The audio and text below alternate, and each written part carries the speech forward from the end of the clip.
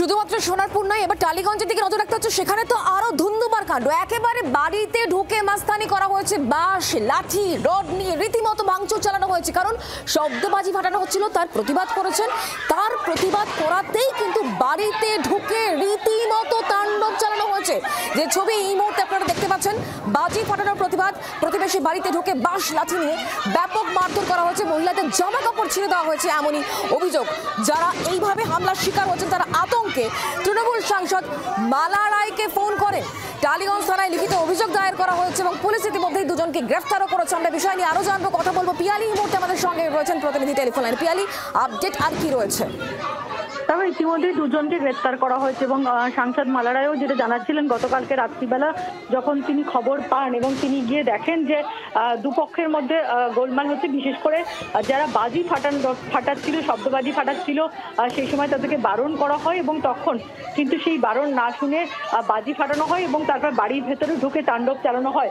পুলিশকে নিয়েই সাংসদ সেখানে পৌঁছেছিলেন এবং ঘটনাস্থল থেকেই দুজনকে গ্রেপ্তার করা হয়েছে এবং সেই বাড়ির ভেতরে গিয়ে দেখা যাচ্ছে যে কিভাবে ওই এলাকারই কয়েকটা যুবক যারা একেবারে ওই বিল্ডিং এর ভেতরে বা আশেপাশের ওই বাড়ির বাসিন্দা, তারা বাড়ির ভেতরে ঢুকে নির্বিচারে ভাঙচুর চালিয়েছে, মহিলাদের ওপর হামলা করেছে, এরকমই অভিযোগ।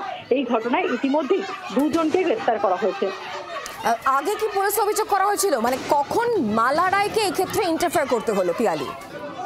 যখন ঘটনাটা ঘটছে সেই সময় সেখানকারই একজন বাসিন্দা তিনি সাংসদকে ফোন করেন। সেই খবর পেয়েই সাংসদ সেখানে পৌঁছে যান, সঙ্গে পুলিশও যায় এবং তখনই গিয়ে পুলিশ এবং সাংসদের উপস্থিতিতে তারা পরিস্থিতি নিয়ন্ত্রণে আনে এবং সেখান থেকে কার্যত যারা অভিযুক্ত তাদের দুজনকে ধরে নিয়ে যায় পুলিশ। এবং অর্থাৎ যখন ঘটনাটা ঘটছিল সেই সময় মালা রায় তিনি পৌঁছে যান এবং তার সঙ্গে পুলিশও পৌঁছায়, কার্যত পুলিশকে সঙ্গে করেই তিনি নিয়ে গিয়েছিলেন।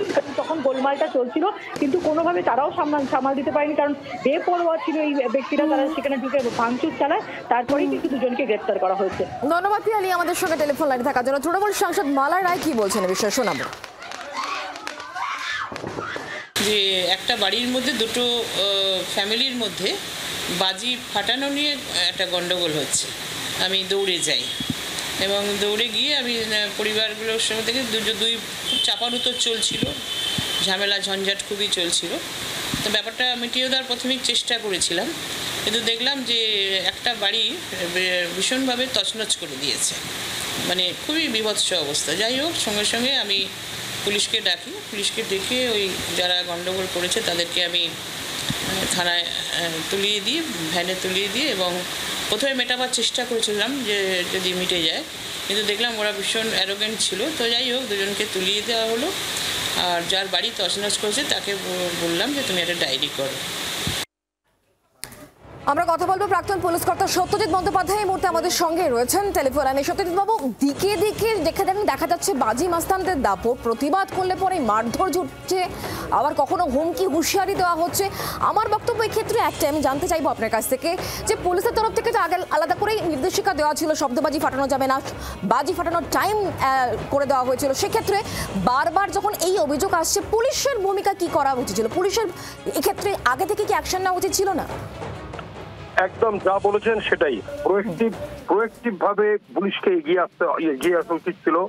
কারণ পশ্চিমবঙ্গ সরকারের অর্ডার এবং সুপ্রিম কোর্টের অর্ডার, হাইকোর্টের অর্ডার, শব্দবাজি ফাটানো যাবে না। এই শব্দবাজি যারা ফাটাবে কিংবা বাজি রাস্তার উপরে ফাটাবে, ফায়ারওয়ার্কস অন দ্য স্ট্রিট, তাদেরকে পুলিশকে অ্যাকশন নিতে হবে। যখনই পুলিশ দেখবে কিংবা গন্ধ পাবে কিংবা শুনতে পাবে, গন্ধ মানে মারামারির গন্ধ, যদি শুনতে পায় কিংবা বুঝতে পারে কিংবা কোনো খবর আসে ইন্টেলিজেন্সের মাধ্যমে যে এইরকম ভাবে একটা মূর্তি বিসর্জন কিংবা নানাভাবে একটা বাজি ফাটানো নিয়ে ঝামেলা হচ্ছে, তার আগে প্রিভেনশন, অ্যারেস্ট কোথায়? অ্যারেস্টই তো নেই।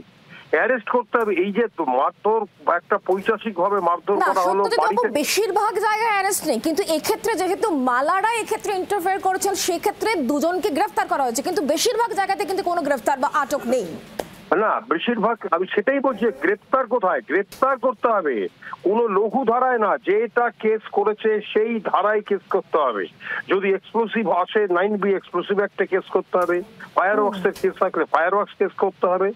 আমি যেটা আপনাদের মাধ্যমে বলতে চাইছি যে কিছু প্রিভেন্টিভ অ্যারেস্ট অ্যারেস্ট না হলে মানুষের মধ্যে ভয়ের প্রশ্ন, যারা অন্যায়কারী, যারা এইরকম ভাবে ঝামেলা করছে, মারধর করছে, ঘরদোর ভাঙচুর করছে, চুরমার করে দিচ্ছে, তাদেরকে যদি অ্যারেস্ট না করা যায় তারা ভয় পাবে কিভাবে? সাধারণ মানুষের কাছে কি বার্তা পৌঁছবে? এই বার্তা পৌঁছানোর দায়িত্ব হচ্ছে পুলিশের। সুতরাং এগিয়ে আসতে হবে, প্রিভেন্টিভ অ্যারেস্ট করতে হবে এবং তাদেরকে আরো ভাবে ইন্টেলিজেন্স কালেকশন করে তাদের অ্যাকশন নিতে হবে এবং দ্রুত চার্জশিটের মধ্যে নিয়ে আসতে হবে যারা দৌরাত্ম্য করেছে, যারা অন্যায় করেছে তাদেরকে। ধন্যবাদ আমাদের সঙ্গে টেলিফোন লাইনে থাকার জন্য। দুটো ছবি এই মুহূর্তে দেখতে পাচ্ছেন, একদিকে সোনারপুরের ছবি আর অন্যদিকে টালিগঞ্জের ছবি আপনাদেরকে দেখাচ্ছি। বাজি মাস্তানদের যে দাপট, সেই দাপটের ছবি আপনারা দেখতে পাচ্ছেন। একদিকে এক দম্পতি অভিযোগ করছেন শব্দ বাজি ফাটানোর তারা প্রতিবাদ করেছিলেন, আর তারপরই তাদেরকে হুমকি দেওয়া হচ্ছে, শাসানো হচ্ছে, এমনই অভিযোগ। যদিও ওই দম্পতির বিরুদ্ধেও থানায় লিখিত অভিযোগ করা হয়েছে, সোনারপুরের ঘটনা। আর অন্যদিকে টালিগঞ্জ, যেখানে শব্দ বাজি ফাটানো হচ্ছিল, প্রতিবাদ জানাচ্ছিলেন কারণ এক দম্পতির পুত্র তিনি হার্টের পেশেন্ট, সেক্ষেত্রে অসুবিধা হচ্ছিল, এটাই খালি বলতে গিয়েছিলেন। তারপরে বাড়িতে ঢুকে রীতিমতো তাণ্ডব চালানো হয়েছে, এমনই অভিযোগ। এই ঘটনায় অবশেষে মালা রায়কে তার হস্তক্ষেপে ইতিমধ্যে পুলিশ আসে এবং দুজনকে গ্রেফতার করা হয়েছে। বাংলার আওয়াজ, বাঙালির আবেগ, জি 24 ঘন্টা।